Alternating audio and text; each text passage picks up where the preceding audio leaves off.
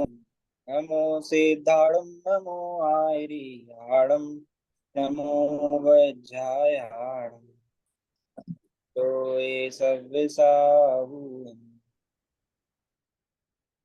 Car verge अचल परम पदार्थ है जो एक ज्ञायक भाव निर्मल नित्य निज परमार्थ है जिसके दर्शवा जानने का नाम दर्शन ज्ञान है हो न मन उस परमार्थ को जिसमें चरण ही ध्यान है निज आत्मा को जान कर पहचान कर जम कर अभी जो बन गए परमात्मा पर्याय में भी वे सभी वे साध्य हैं आराध्य हैं आराधना के सारे हैं हो न मने उन जिन देव को जो भव जलधि के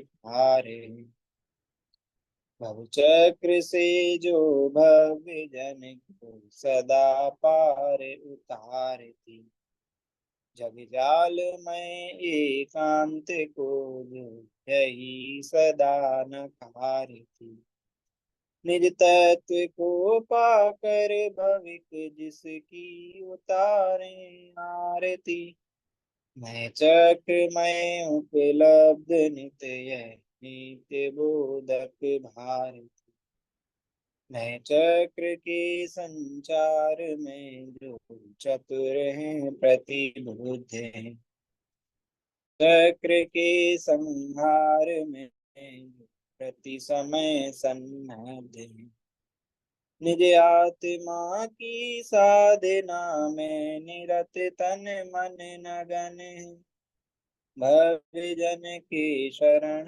जिनके शरण उनको नमन है हर कर नमन निज भाव को जिन जिन गुरु जिन वचन को निज भाव निर्मल करण को जिन पर कथित नय चक्र को निज बुद्धि बल अनुसार प्रस्तुत कर रहा हूँ जन ध्यान रखना चाहिए हो कहीं कुछ स्खलन यदि हो कहीं कुछ स्खलन हमारी चर्चा नयों के स्वरूप के ऊपर होते हुए जो मोक्ष मार्ग प्रकाशक में अभयाभासी मिथ्या दृष्टि के स्वरूप का वर्णन आया है उसके ऊपर चल रही है हमने इसमें देखा कि भाई जो अभयाभासी मिथ्या दृष्टि होता है वो दोनों नयों में ही विपरीत मान्यता धारण करता है ना वह व्यवहार को सही रूप से मानकर ग्रहण करता है ना वह निश्चय को सही रूप से जानकर उसका ग्रहण करता है अब हमने देखा था कि भाई निश्चय और व्यवहार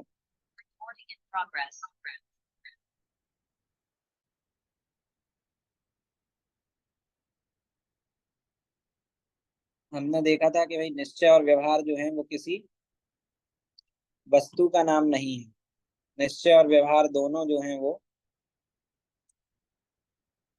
मात्र कथन पद्धति है कथन करने की एक स्टाइल है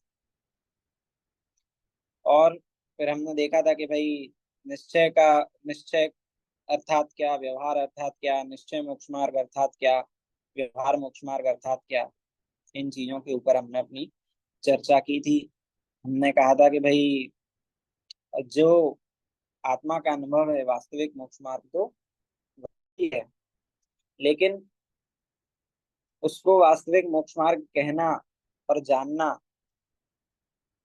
यह क्या है यह निश्चय मोक्ष मार्ग कहा जाता है निश्चय मोक्ष मार्ग अर्थात जो वास्तविकता में मोक्ष मार्ग है उसको मोक्ष मार्ग कहना या जानना वो निश्चय मोक्ष और व्यवहार मोक्ष मार्ग किसे कहा जाएगा कि भाई जो निश्चय मोक्ष मार्ग का निमित्त या सहचारी हो निमित्त अर्थात इसके बारे में भी मैंने खुलासा किया था कि भाई अ, आपको अगर निश्चय मोक्ष मार्ग होगा, आत्मानुभूति होगी, तो आपको शुद्ध भाव में शुभ भाव के बाद ही होगी। मतलब उसके पूर्व में शुभ भाव होगा, और शुभ भाव के बाद में आपको शुद्ध भाव होगा, आत्मानुभूति होगी। और इसका मतलब है निमित्त। और सहचर मतलब कि भाई जब आप आत्मानुभूति नहीं होगी जिस काल में, या आत्मानुभूति के काल में भी जो आपको पूरा साथ में जो शुभ भाव बरतेगा, उस शुभ भाव को भी मोक्ष मार्ग कह देना, ये व्यवहार मोक्ष मार्ग कहलाता है। इस प्रकार हमने करी थी। अब हम अपनी चर्चा आगे ले जाते हैं। अभी देखिए यहाँ जो टोडरमल जी हैं, उनसे कुछ साधर्मी जी हैं, वो प्रश्न कर रहे हैं, तो वो हम यहाँ पर पढ़ते हैं। यहाँ पर आखिरी प्रश्न उन्होंने पूछा था कि भाई श्रद्धांत तो निश्चय का रखें और प्रवृत्ति व्यवहार रूप रखें। तो उसका उत्तर दिया था कि नहीं भाई, निश्चय का निश्चय रूप और व्यवहार का व्यवहार रूप श्रद्धांत रखना चाहिए। और प्रवृत्ति में तो नए का प्रयोजन ही नहीं है, प्रवृत्ति तो द्रव्य की परिणति है ना। मतलब हम ऐसा कहें कि भाई दया दान व्रतशील संयम, इन सभी का पालन व्यवहार, और आत्मा का अनुभव निश्चय, हम श्रद्धांत निश्चय का रखते हैं, है ना, कि आत्मानुभूति मोक्ष मार्ग है। और प्रवृत्ति व्यवहार रूप रखते हैं। तो पंडित जी कहते हैं कि भाई प्रवृत्ति का नाम किसी क्रिया विशेष का नाम व्यवहार हो, ऐसा नहीं है कि भाई आपने आत्मानुभूति कर ली तो वो निश्चय हो गया, और आपने दया दान व्रतशील संयम का पालन कर लिया तो वो व्यवहार हो गया। ऐसा नहीं है। फिर कैसा है कि भाई वास्तविक मोक्ष मार्ग तो आत्मानुभूति ही है, उसको ही मोक्ष मार्ग कहना, ये निश्चय मोक्ष। और उसके साथ में होने वाले दया दान व्रतशील संयम के भाव, है ना, अनुरूप प्रवृत्ति, तो उनको भी मोक्ष मार्ग कह देना, वो व्यवहार। और फिर इसमें निश्चय ने क्या करता है, जिस द्रव्य की जो परिणति हो उसको उसी की कहने वाला निश्चय न है, और उसी को अन्य द्रव्य की कहने वाला व्यवहार न है।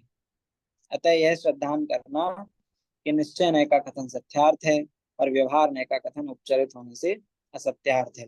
इसके ऊपर भी हमने काफी डिटेल में चर्चा करी कि भाई निश्चय नय जो है वो जैसा का तैसा कह देता है। ये रूमाल किसका है, ये कपड़े का है। फिर मेरा कहना ये व्यवहार से कहा जाता है।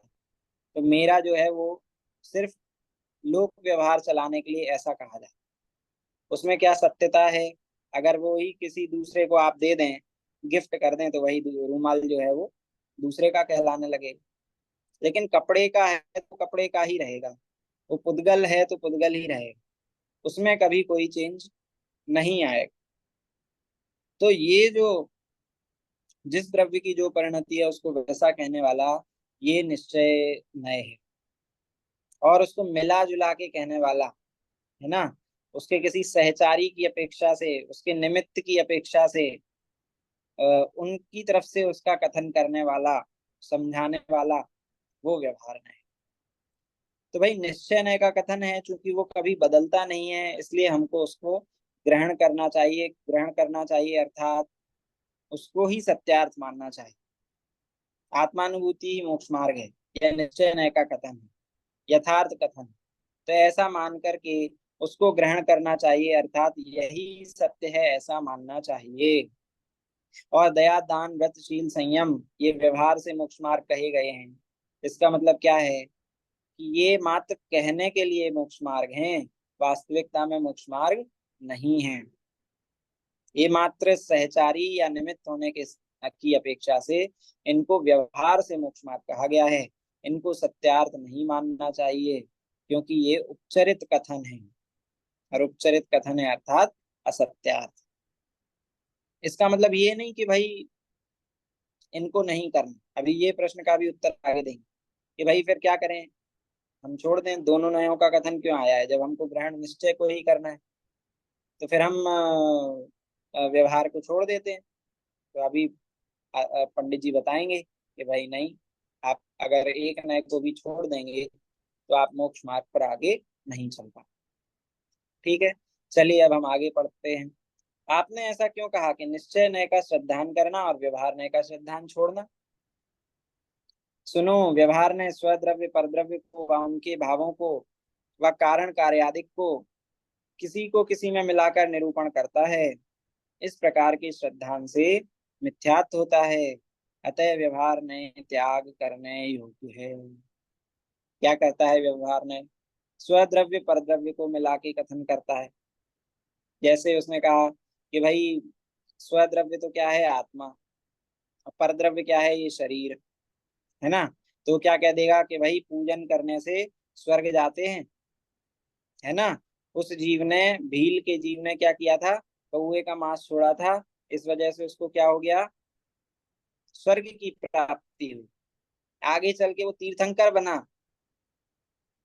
तो ये किसने का कथन? इसमें स्वद्रव्य तो था जीव, है ना, और परद्रव्य था शरीर। और दोनों की मिली जुली क्रिया से शरीर की क्रिया, उसमें मांस का त्याग करने की क्रिया हुई, या पूजन करने की क्रिया हुई, या तीर्थ यात्रा करने की क्रिया हुई, तो उससे क्या कह दिया कि भाई इस क्रिया के करने से क्या होता है? स्वर्ग और मोक्ष की प्राप्ति होती है ना। शिखर जी जाओगे, एक बार वंदना करके आओगे, तो कभी फिर नरक और त्रियंच गति में जाना नहीं पड़ेगा। तब इसमें क्या हुआ? देह की क्रिया और आत्मा की क्रिया, आत्मा तो आत्मा के भाव हैं, शरीर की क्रिया है, और दोनों को उनको मिला के क्या कर दिया? उनको मिला के कह दिया कि भाई ये उच्च गति का कार्य।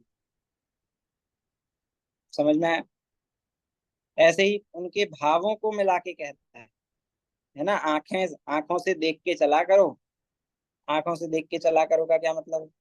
आंखें देखती हैं कि आत्मा देखता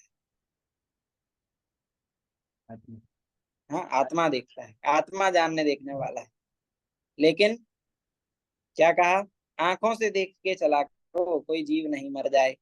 तो जानना आत्मा का स्वभाव है, लेकिन उसने क्या किया? आत्मा का स्वभाव जानना है, लेकिन चूंकि आंखें अभी साथ में हैं, आंखें उसमें निमित्त हैं, तो ये उनके भाव, इन दोनों को मिला के कथन कर दी,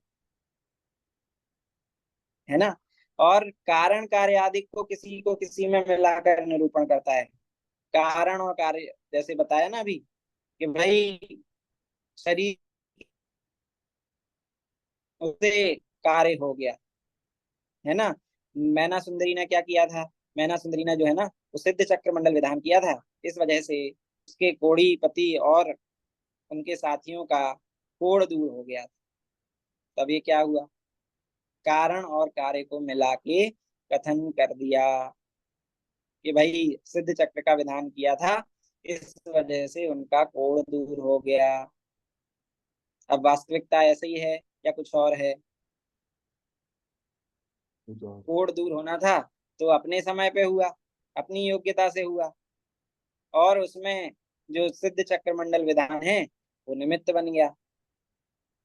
तो उपादान कारण तो वास्तविकता में अपना तत्समय की योग्यता थी, है ना।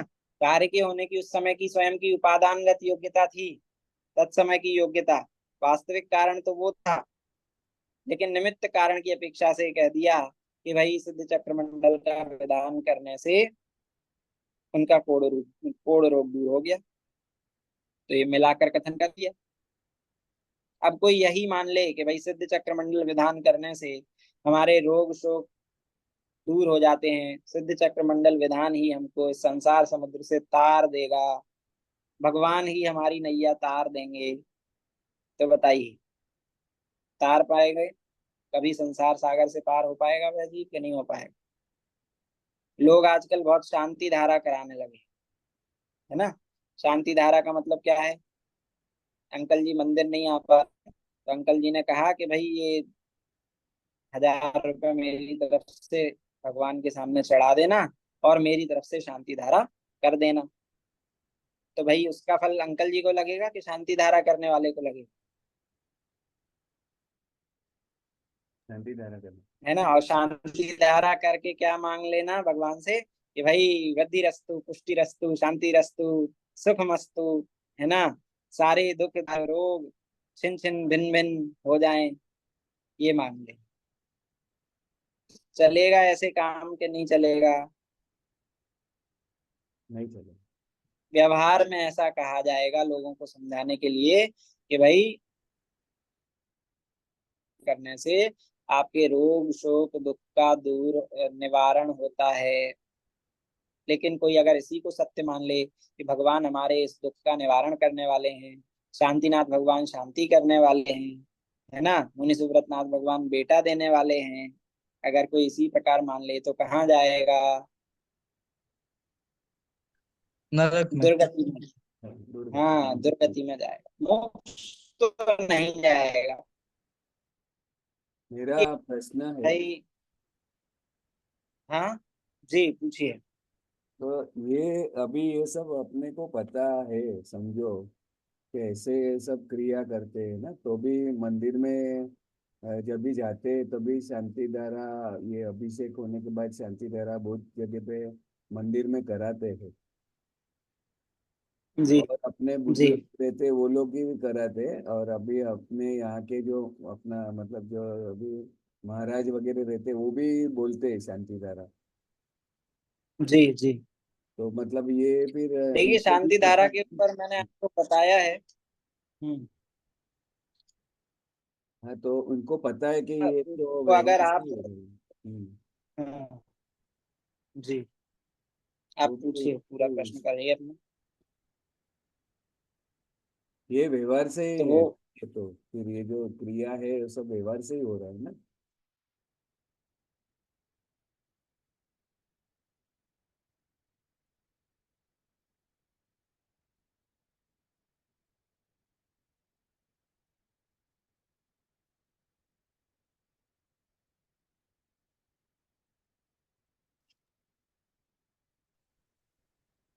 हाँ जी, वास्तविकता में तो ये कोई मोक्ष मार्ग की क्रिया नहीं है, लेकिन फिर भी, मेरी आवाज आ रही है? हाँ आ रही है।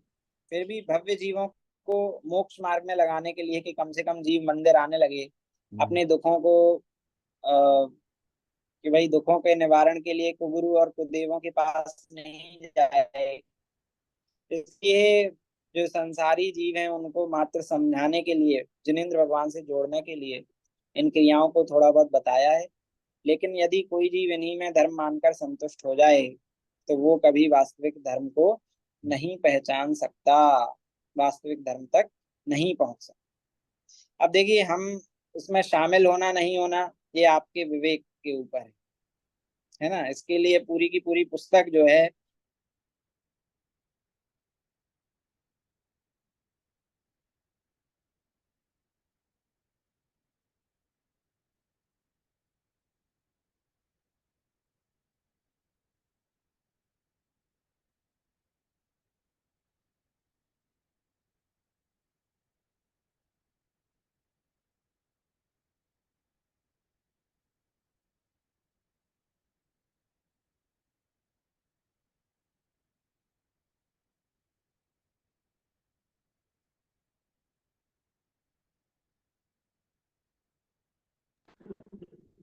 हाँ जी, इसकी पूरी की पूरी पुस्तक जो है वो पंडित सुदीप जी शास्त्री दिल्ली वालों ने लिखी है।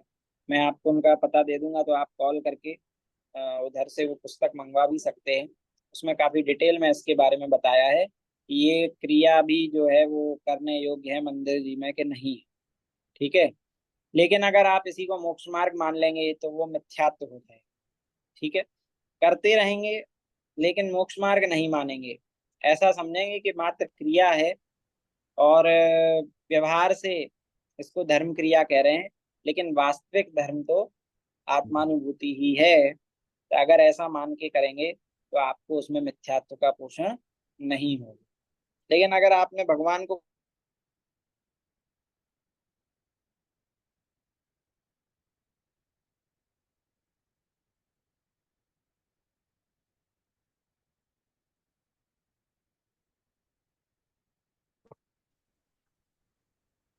अगर आपने शांतिनाथ भगवान को शांति का कर्ता मान लिया, मुनि सुब्रतनाथ भगवान को पुत्र देने का कर्ता मान लिया, स्नेह का कर्ता मान लिया, है ना, जीव होते हैं ना कि भाई वो आपका छत्र चढ़ा टाइप देकर और अपना कार्य करवाना चाहते हैं, अगर आपने इस तरह से मान लिया कि भाई ऐसा कार्य हो जाएगा, भगवान ऐसा करते हैं, तो वो मिथ्यात्व हो जाएगा और वो आपको संसार में अनंत काल तक भ्रमाता रहेगा।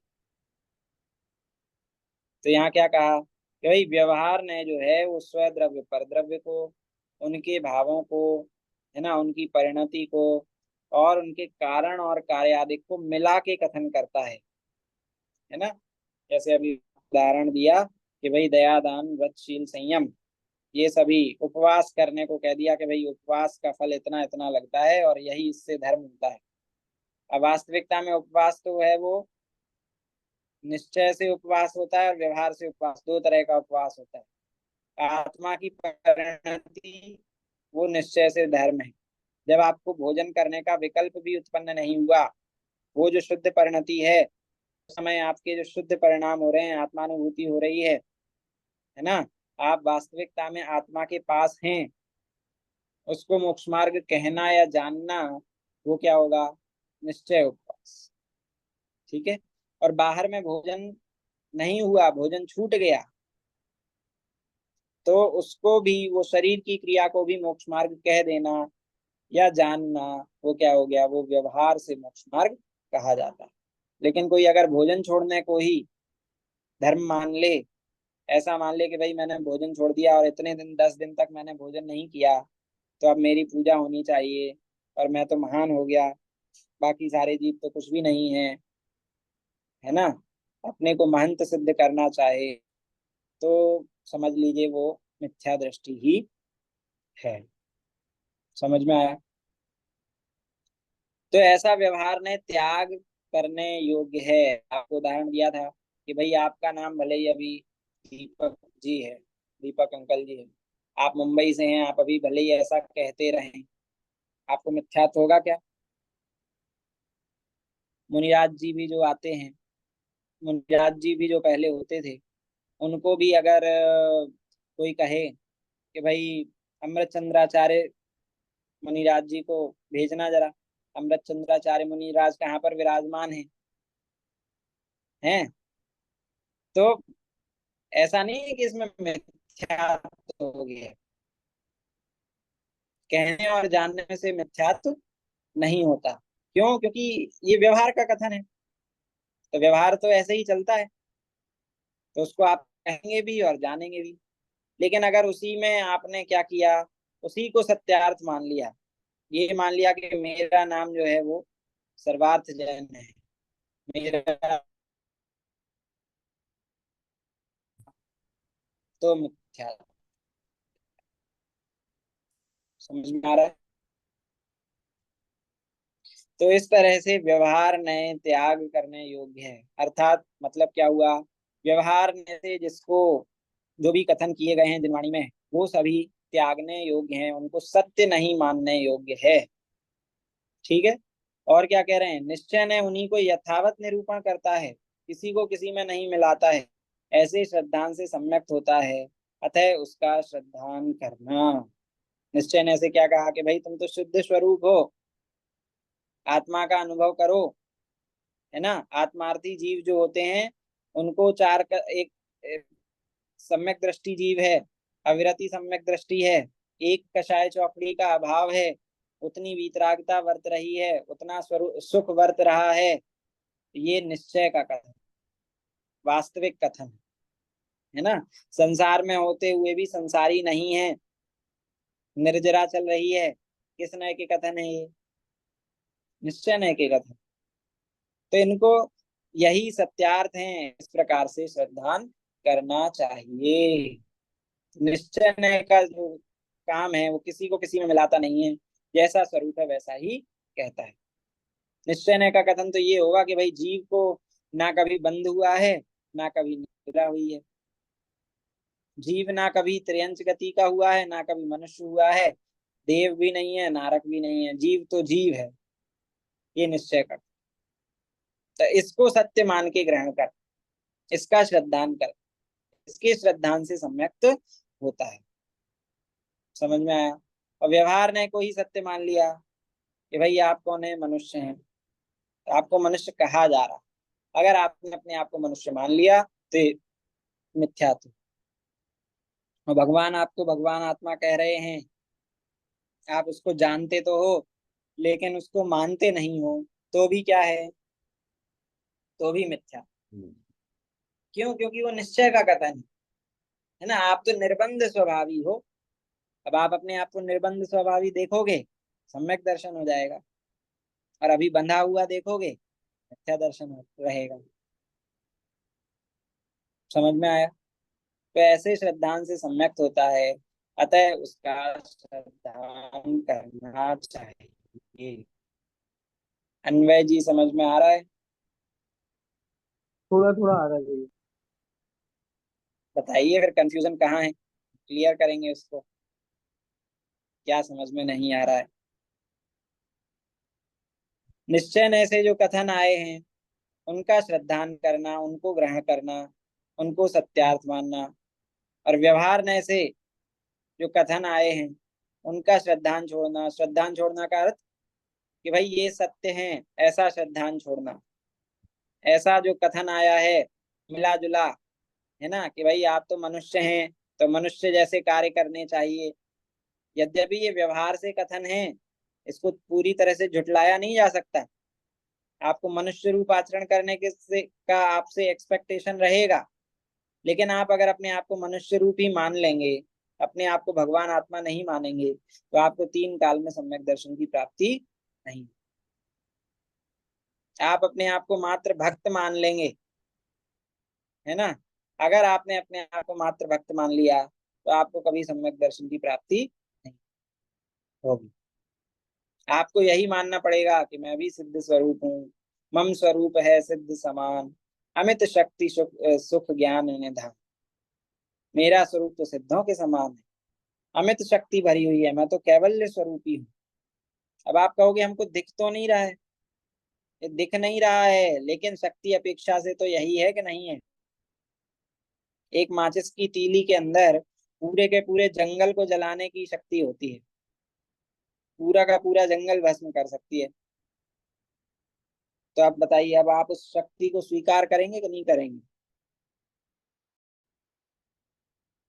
तो ठीक ऐसे ही अपने ऐसे वास्तविक स्वरूप को स्वीकार करना है, और उसके स्वीकार करने से, उसके श्रद्धान करने से सम्यक तो होता है। ठीक है, चलिए अब आगे क्या कह रहे हैं, समझ में आया? निश्चय ने का श्रद्धान करना और व्यवहार ने का श्रद्धान छोड़ना, इसका क्या मतलब है? निश्चय ने से जो कथन आए हैं उनको सत्यार्थ है, सही है, सच है, 100% ट्रू है, ऐसा मान करके उनको ग्रहण करना। और व्यवहार ने से जो कथन आए हैं उनको ये समझना कि ये मिले जुले कथन है, निमित्त की अपेक्षा से कथन। कथन तो जिनवाणी के ही हैं लेकिन मिले जुले कथन, है ना। वास्तविक स्वरूप वैसा नहीं है, इसलिए ये सत्यार्थ नहीं है, असत्यार्थ है। इसलिए इनका जो छोड़ना, अर्थात इनको सत्यार्थ नहीं माना। ठीक है, समझ में आया? यह है निश्चय का निश्चय रूप श्रद्धान और व्यवहार का व्यवहार रूप श्रद्धान। ठीक है, आगे क्या कहते हैं, तो फिर जैन शास्त्रों में दोनों नयों को ग्रहण करना क्यों कहा है? शास्त्र में तो कहा है कि भाई निश्चय नय को भी ग्रहण करो और व्यवहार नय को भी ग्रहण करो, दोनों ही नयों को नहीं छोड़ो। क्यों नहीं छोड़ो? समय सार जी की आत्मख्याति टीका में आचार्य अमृत चंद्र देव ये मेंशन करते हैं कि भाई अगर तुम जिन मार्ग में प्रवर्तन करना चाहते हो तो दोनों ही नयों को मत छोड़ो। क्यों? अगर निश्चय नय को छोड़ दोगे तो वास्तविक धर्म का लोप हो जाएगा, और अगर व्यवहार नय को छोड़ दोगे तो तीर्थ का लोप हो जाएगा। अर्थात जो मोक्ष मार्ग की प्रवृत्ति है, मोक्ष मार्ग का प्रचार प्रसार है, उसका लोप हो जाएगा, प्रभावना नहीं हो पाएगी अगर आपने व्यवहार नय को छोड़ दिया तो इसलिए दोनों ही नयों को मत छोड़ो। उसका क्या मतलब, दोनों नयों को ग्रहण करना, ऐसा क्यों कहा है ना? अभी तो आप कह रहे थे कि व्यवहार नय को छोड़ देना, निश्चय नय को ग्रहण कर लेना, और आचार्य चंद्रदेव कह रहे हैं कि दोनों ही नयों को ग्रहण करना। तो ऐसा कैसे? तो वो बता रहे हैं पंडित तोडरमल जी, क्या कहते हैं, जहाँ निश्चय नय का कथन हो उसे तो सत्यार्थ ऐसे ही है ऐसा मानना। जहाँ निश्चय न ऐसे कथन आया हो वहां क्या मानना कि सत्यार्थ ऐसे ही है, यही सच है, यही वास्तविकता है, ऐसा मान। जीव को कहा कि भाई जीव के अंदर आश्रव भाव ही नहीं है, 53 प्रकार का आश्रव भाव ही नहीं है। तो ये किस नय का कथन है? निश्चय नय का कथन है। तो इसको क्या मानना? सत्यार्थ ऐसे ही है। हम वहां लेकिन प्रश्न करने लगते हैं। हम सोचते हैं अरे किंतु परंतु अभी चल तो रहा है आश्रम, हम इस बात को सत्य मान। भगवान कह रहे हैं कि भाई तुम्हारे अंदर कभी आश्रय हुआ ही नहीं, कभी बंध हुआ ही नहीं। निश्चय नय का कथन ये है, वास्तविक कथन ये है। तो इसमें हम किंतु परंतु लगा देते हैं। तो यहाँ कह रहे हैं कि निश्चय नय का कथन हो तो सत्यार्थ ऐसे ही है, ऐसा मानना यही सत्य है ना। मेरे को मोक्ष पर्याय की भी आवश्यकता नहीं है, मैं तो वर्तमान में सुख स्वरूपी हूँ, ये निश्चय नय का कथन है।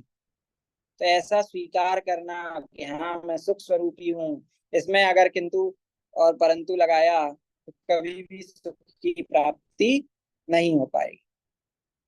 एक उदाहरण आता है कि भाई आप एक सफेद कलर का वस्त्र लाए, कुर्ता लाए, अब समझ लीजिए सफेद रंग का, है ना। आपने वो पहना 3-4 दिन, 3-4 दिन पहनने से वो मैला हो गया, ठीक है। अब आप उसको धोते हैं, आप उसको धोते हैं, साफ करते हैं, क्या मानकर धोते हैं? कि भाई इसका जो स्वरूप है वो सफेद है, इसके ऊपर जो मैल दिखाई दे रहा है वो इसका स्वरूप नहीं है। वास्तविक स्वभाव तो इसका स्वच्छता ही है, वास्तविक स्वभाव तो इसका सफेदपना है। ये मान के आप उसको साफ करते हैं। अगर आपने उसके मैल को ही उसका स्वरूप मान लिया तो क्या आप उसको कभी साफ करेंगे? काले वस्त्र को कभी किसी ने सफेद करने की चेष्टा की है, कोशिश करी है? ये मान के किसी ने धोया है कि भाई मैं काले वस्त्र को धोता हूँ और ये धोते धोते सफेद हो जाएगा? ऐसा कभी नहीं करते। तो हमारी नजर उसके वास्तविक स्वभाव पे रहती है। प्रकाश जी भाई जी वो उदाहरण देते हैं, 1 करोड़ का हीरा आपको मिला, है ना। जा रहे हैं हाथ में लेके, जाते जाते वही हीरा क्या हो गया, साइड में नाली खुदी पड़ी थी, आपको धक्का लगा और वो जो हीरा है वो नाली में गिर गया। अब बताइए वो हीरा उठाएंगे कि नहीं उठाएंगे? हैं, उठा लेंगे। ऐसा- तो उस अशुद्धता से बताइए हीरे की कीमत में कितनी कमी आई? कमी आई कि नहीं आई? हीरा तो ऐसे ही, हीरा तो हीरा ही अब रहेगा। वो कीचड़ से सना हुआ है, मल मूत्र में पड़ा हुआ है, तो उससे उस हीरे की कीमत में कितनी कमी आ गई? कोई कमी आई क्या वहां?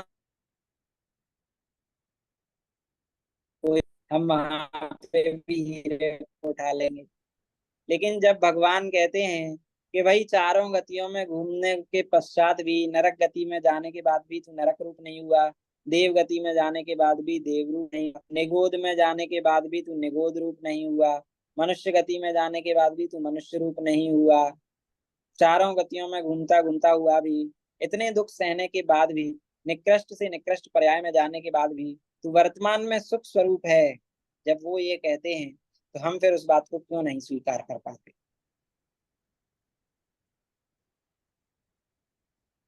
समझ में आया? इससे क्या सिद्ध होता है कि भाई हमको अभी जो भगवान ने बात कही है वो समझ में नहीं आ रही है, इसलिए हम उसका सत्य श्रद्धान नहीं कर पाते। तो निश्चय नय का कथन कि भाई तुम शुद्ध स्वरूप हो, तुम भगवान आत्मा हो, है ना, तुम कभी कर्मों से बंधे ही नहीं हो, इस कथन, ऐसे जो जनागम के कथन हैं उनको निश्चय का कथन है, क्योंकि ये निश्चय का कथन है अर्थात ये सत्यार्थ कथन है। तो ऐसा सत्यार्थ कथन है ऐसा मानकर उनको ग्रहण कर, है ना। और व्यवहार का क्या है? जहाँ व्यवहार की मुख्यता से कथन हो उसे ऐसा है नहीं, निमित्त आदि की अपेक्षा उपचार से कथन किया है, ऐसा मानना ही दोनों नयों का ग्रहण है। व्यवहार नय से कहीं कथन आया हो, है ना, सारा प्रथमान योग, कर्णान योग और शरणान योग, इसमें किस नय की मुख्यता से कथन है? इसमें व्यवहार। व्यवहार नय की मुख्यता से, है ना। आपसे कहा देख के चला करिए, पानी छान कर पिया कीजिए, किसी जीव की हिंसा मत कीजिए। तो ये इसमें क्या समझना, ये निमित्त की अपेक्षा से, उपचार की अपेक्षा से ऐसा कथन किया गया है। वास्तविकता में तो ना मैं किसी जीव को मार सकता हूँ, ना मैं किसी जीव को बचा सकता हूँ। तो निमित्त आदि का कथन है, निमित्त आदि की अपेक्षा से, उपचार की अपेक्षा से कथन किया गया है, तो ऐसा नहीं है, ऐसी वास्तविकता नहीं है, ऐसा उसको मानना, ऐसा उसको स्वीकार करना। समझ में आया कि नहीं आया? तो ये दोनों नयों का ग्रहण है। ऐसा नहीं कि भाई व्यवहार नय की बात आई तो वो आपने उसको इग्नोर कर दी। व्यवहार नय की भी बात कहाँ आई है? जिनवाणी में आई है। आत्मा कभी किसी चीज को खाता ही नहीं, किसी चीज को पीता ही नहीं, ये निश्चय नय का कथन है। अब इस बात को आप मानना, है ना। इससे अगर आपने कहा कि आत्मा तो खाता ही नहीं है और अभक्ष भक्षण करने लगे, तो बताइए क्या होगा? पाप का बंध होगा, और घोर पाप का बंध होगा। क्यों? क्योंकि आपने जो निश्चय नय का स्वरूप है उसको समझा तो नहीं, उसको हास्य का विषय बना दिया। जो चीज जानने की है, मानने की है, उसको मात्र हमने कथन का विषय बना दिया। जो चीज कहने की है, उसको हमने मात्र मन में रख के बैठ गए। साधर्मी के प्रति वात्सल्य कथन करने के लिए, बोलने के लिए है, कोई आए उससे पूछें, उनके हालचाल पूछें, है ना, उनको किसी चीज की कमी हो तो उस चीज की पूर्ति करें, साधर्मी की सेवा करें, ठीक है, उनके लिए भोजन इत्यादि की व्यवस्था करें, किसी भी प्रकार की आवश्यकता हो तो वो करें। ये मुख से कहने वाली चीजें थी, तो इनमें हमने मान लिया कि भाई हमारा तो किसी से संबंध ही नहीं है, पर से कुछ भी संबंध नहीं। और मैं भगवान आत्मा हूं, मैं किसी से कि मेरा कोई संबंध नहीं है, ये मानने की बात थी, तो ये हमने कथन में लेके आ गए। हमने दोनों में हेर फेर कर दिया। तो अब हम साधर्मी के प्रति वात्सल्य भी नहीं दिखा रहे हैं, और अपने आप को आत्मा भी नहीं मान रहे हैं। अपने को साधर्मी से कोई संबंध नहीं है ऐसा बताते फिर रहे हैं, और देह में अभी हमारी एकत्व बुद्धि छूटी नहीं है, परिवार में अभी हमारी ममत्व बुद्धि छूटी नहीं है, परिवार वालों के लिए प्राण दे रहे हैं, पाप कर रहे हैं। साधर्मी जन से थोड़ी भी अगर उसको हमारी जरूरत है, उसकी थोड़ी भी मदद नहीं कर रहे हैं, उपेक्षा भाव कर रहे हैं। क्या कह रहे हैं कि मैं तो किसी की मदद कर ही नहीं सकता, उसका वैसे ही पाप कर्म का उदय है। तुम्हारे पाप कर्म का उदय आता है तो उसके निवारण करने के लिए उपाय करते हो कि नहीं करते हो? शरीर में अभी रोग हो जाए तो क्या करोगे? उसकी दवाई लेने जाओगे। वहां तो ऐसा विचार नहीं आएगा कि भाई पाप कर्म का उदय है, जब वो टलेगा तब ये रोग टल जाएगा। वहां तो उपाय बनाते हैं। और अगर किसी दूसरे जीव को अगर ऐसा हो जाए, रोग हो जाए, अरे भाई पाप का उदय है, टल जाएगा। वो तो सही बात है, टल जाएगा, लेकिन ये कहने की बात नहीं है, ये मानने की बात। आप क्या कर सकते हैं? आप उसके उसके उसको समर्थन दे सकते हैं, आप उसकी मदद कर सकते हैं, सहायता कर सकते हैं, है ना, उसको दो प्रेम के वचन बोल सकते हैं। लेकिन वहां हमने बस उपदेश देना स्टार्ट कर दिया, तो वो और फिर चिढ़ता है, भाई एक तो मदद और नहीं कर रहे हो, ऊपर से उपदेश और दे रहे हो, जाओ हटो, हमको नहीं सुनना तुम्हारा उपदेश। तो हमने दोनों नयों के स्वरूप को समझा नहीं। जो चीज मानने की थी उसको हम कथन में ले आए, जो कथन की थी उसको हम मानने लगे, और बस यहीं पे हमारा मोक्ष मार्ग रुक गया। तो मोक्ष मार्ग कैसे फिर से प्रारंभ होगा? कि जो मानने की चीज है उसको माने, निश्चय का जो कथन आया है उसको माने। मैं किसी की रक्षा नहीं कर सकता, मैं किसी को मार नहीं सकता, ये मानने की बात है ना। बाहर में तो क्या करना पड़ेगा? बाहर में तो देखकर चलना पड़ेगा, बाहर में अभक्ष सेवन से बचना पड़ेगा, बाहर में साधर्मी के प्रति वात्सल्य रखना पड़ेगा, तभी मोक्ष मार्ग चल पाए। लेकिन अगर उसी को हमने बाहर की क्रिया करते करते, ये सब करते करते अगर इसी को धर्म स्वीकार कर लिया, तो फिर वहां अटक गए। इनको करना तो, लेकिन इनमें धर्म नहीं मानना, इनको मोक्ष मार्ग नहीं मानना। सिद्ध चक्र मंडल विधान करना, लेकिन सिद्ध चक्र मंडल विधान को पाप कर्म के उदय का नाश करने वाला नहीं मानना, है ना। मुनिराज इतनी तपस्या करते हैं, है ना। सगर चक्रवर्ती का उदाहरण आपने सुना होगा। उनको कुष्ठ रोग हो गया था, ठीक है। अब कुष्ठ रोग हो गया था, बहुत समय से कुष्ठ रोग था। एक दिन की बात है कि भाई कुछ साधर्मी जन के पास आए, समाज के लोग। बोलते महाराज जी, कल जो राजा है हमारे नगर का, वो आपके दर्शन करने आना चाहता है, ठीक है। तो आप ये जो आपके, आप तो बहुत तपवान हैं, बहुत तप करते हैं आप, तो आप अपने शरीर का जो रोग है इसको दूर करके अपना रूप जो है वो सुंदर कर लीजिए। तो महाराज जी बोले भाई मैं शरीर का करता नहीं हूँ, शरीर अपने अनुसार परिणमित होता है, मैं अपने अनुसार परिणमित होता हूँ। बोलते नहीं मुनि महाराज जी, हम कुछ नहीं जानते। राजा कल आएगा, अगर वो आपको इस रूप में देखेगा तो धर्म की बहुत अप्रभावना होगी, इसलिए आप तो कर ली। उन्होंने तो अपनी रिक्वेस्ट जो थी वो महाराज जी के सामने रख दी। अब रख के चले गए। अगला दिन हुआ, मुनिराज आत्म ध्यान में लीन हो गए। अगला दिन हुआ, अगले दिन राजा आया, राजा के साथ सारे समाज के लोग आए।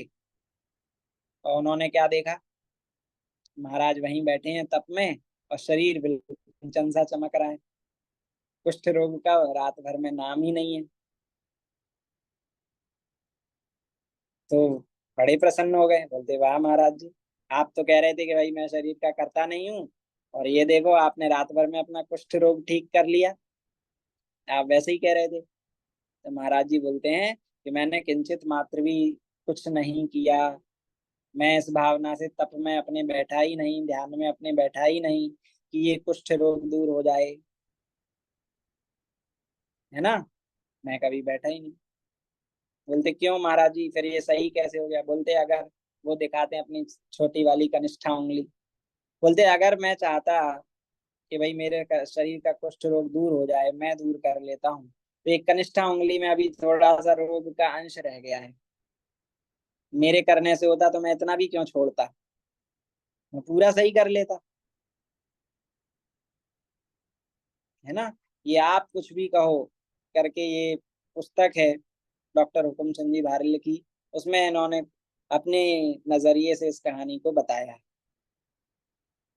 तो वो कहते हैं भाई मैं शरीर का करता नहीं हूँ, लेकिन समाज वाले बोलते हैं आप कुछ भी कहो, हम तो यही मानेंगे कि मुनिराज जी ने अपने शरीर का रोग दूर कर लिया। आप कुछ भी कहो, हम तो यही।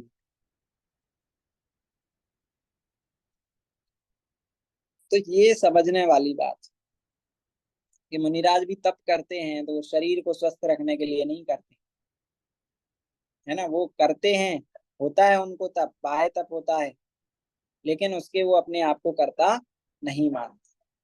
शास्त्रों की रचना होती है, लेकिन अंगद चंद्राचार्य देव कहते हैं कि भाई ये शास्त्रों का रचना करने वाला कौन है। बोलते मैं इस शास्त्र की रचना करने वाला नहीं हूँ।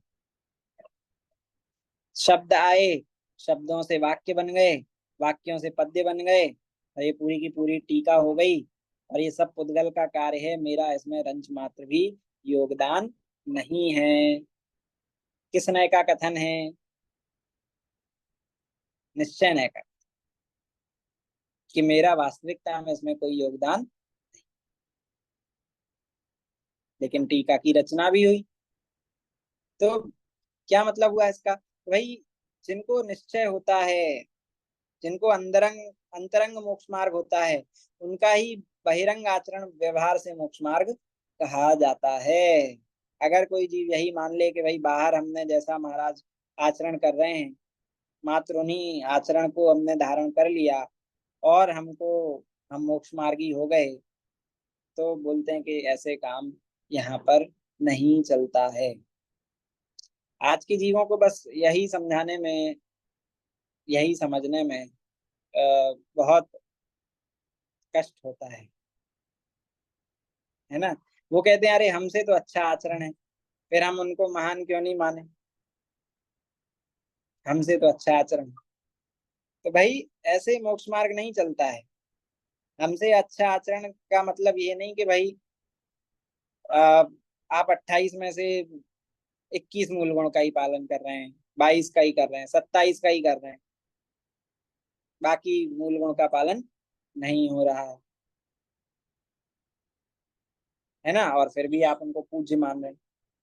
वहां आप उनको नमोस्तु कर देंगे, लेकिन अगर आपने उनको श्रद्धा की वेदी पर अगर विराजमान किया, उनको गुरु के आसन पर विराजमान किया, तो फिर आपको दोष आएगा।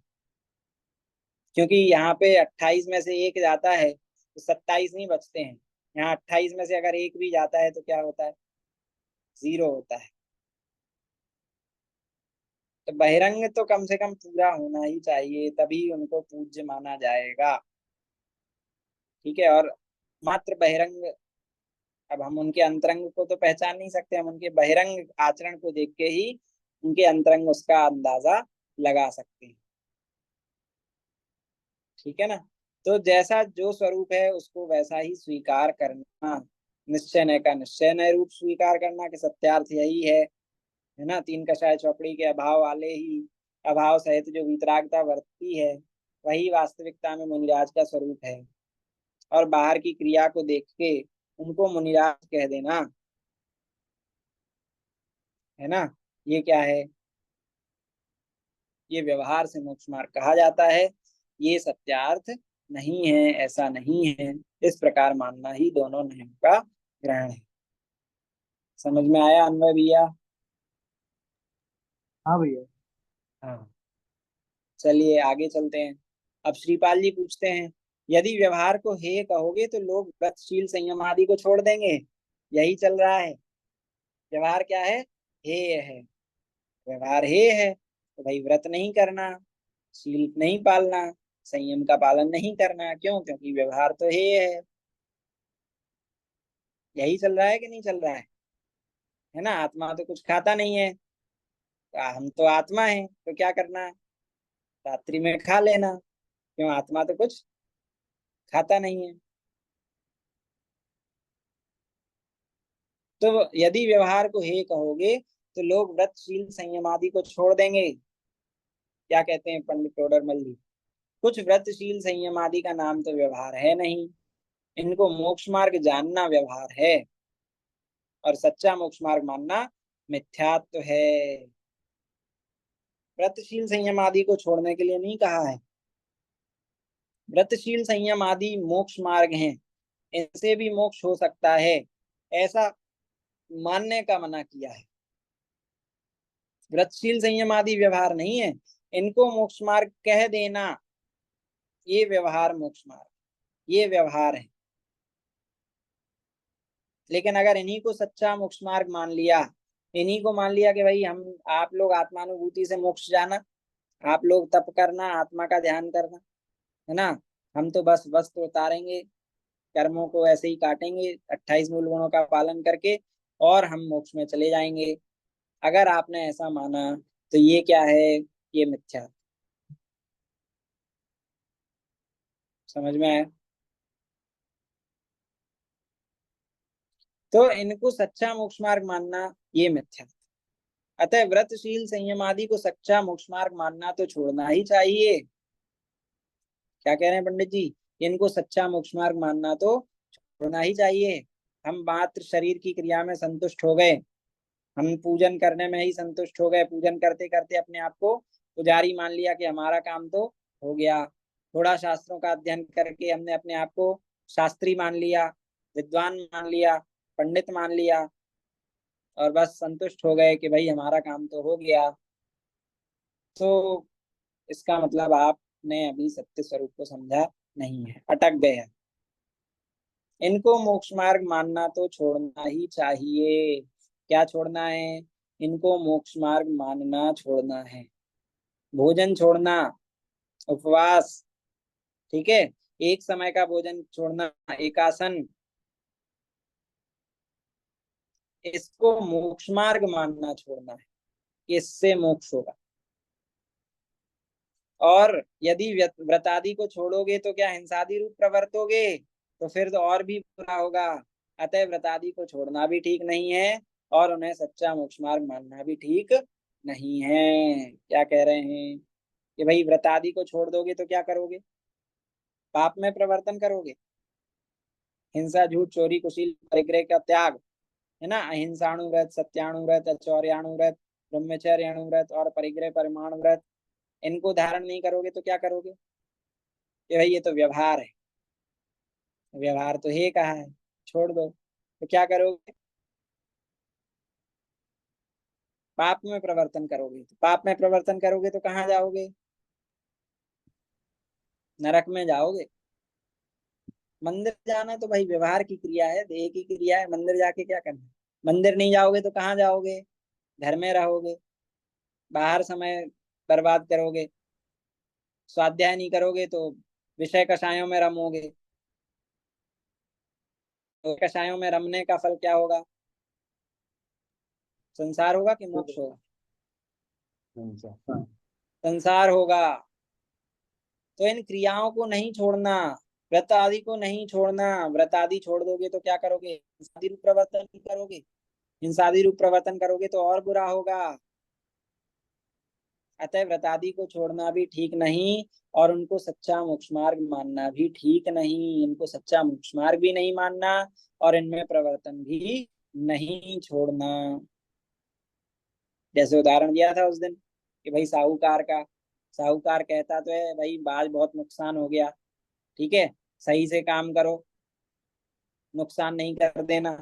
कुछ नुकसान हो जाता है तो अपने को बुरा लगता है, आज तो बहुत फायदा हो गया, फायदा हो जाने पे प्रसन्न भी होता है। लेकिन मानता अंदर में क्या है, मानता तो अंदर में यही रखता है कि भाई मेरा प्रॉफिट मेरा लॉस इसमें कुछ भी नहीं, मेरे को तो अपने सैलरी से मतलब है। सारे काम करता हुआ भी, सारी प्रवृत्ति करता हुआ भी, ठीक है, बाहर से वैसे उसके परिणाम भी कैसे वही है, यहाँ पे कुछ भी मेरा नहीं। तो ऐसे ही अपने परिवार की भी सेवा करना, माता पिता गुरुजनों की भी सेवा करना, साधर्मियों की भी सेवा करना, गुरुओं की भी सेवा करना।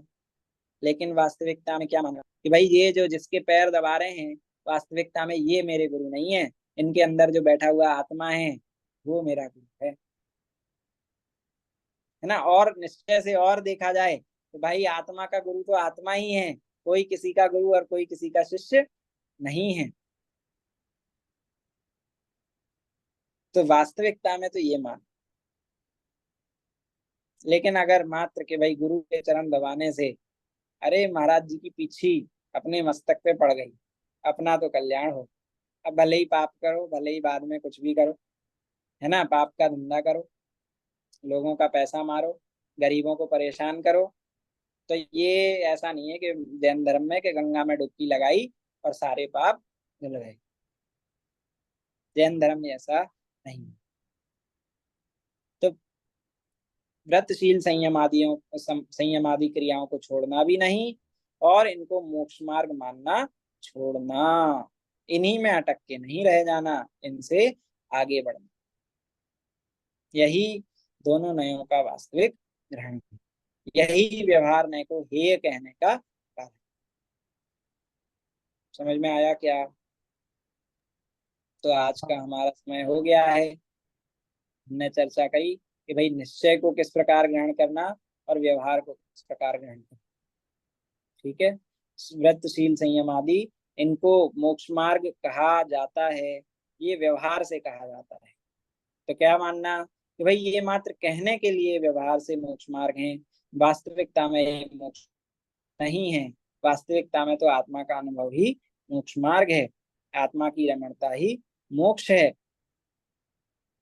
उसको ही मोक्ष मान।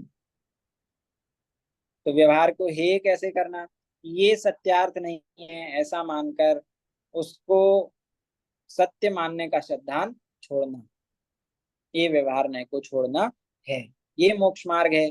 ये मान्यता छोड़ना, ये व्यवहार नय को छोड़ना है, ये व्यवहार नय को हेय करना है। और क्रियाओं को हेय करना, बोलते अगर क्रियाएं भी नहीं करी तो कहाँ जाओगे, तो पाप क्रिया में अटक के रह जाओगे, पाप परिणाम होते रहेंगे, है ना, और उसका फल नरक निगोध आदि दशा होगी। तो अब सत्य स्वरूप का निर्णय करें, सत्य स्वरूप को ग्रहण करें, तो हमारा मोक्ष मार्ग अवश्य प्रशस्त होगा। ठीक है, तो आज के लिए इतनी ही चर्चा करते हैं, शेष चर्चा हम कल करेंगे। कोई प्रश्न हो तो आप पूछ सकते हैं।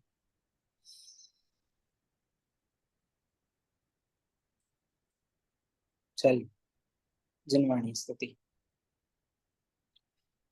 हे जिनवाणी भारती तोय जपा दिन रैन, जो तेरो शरणा गए सो पावे सुख चैन।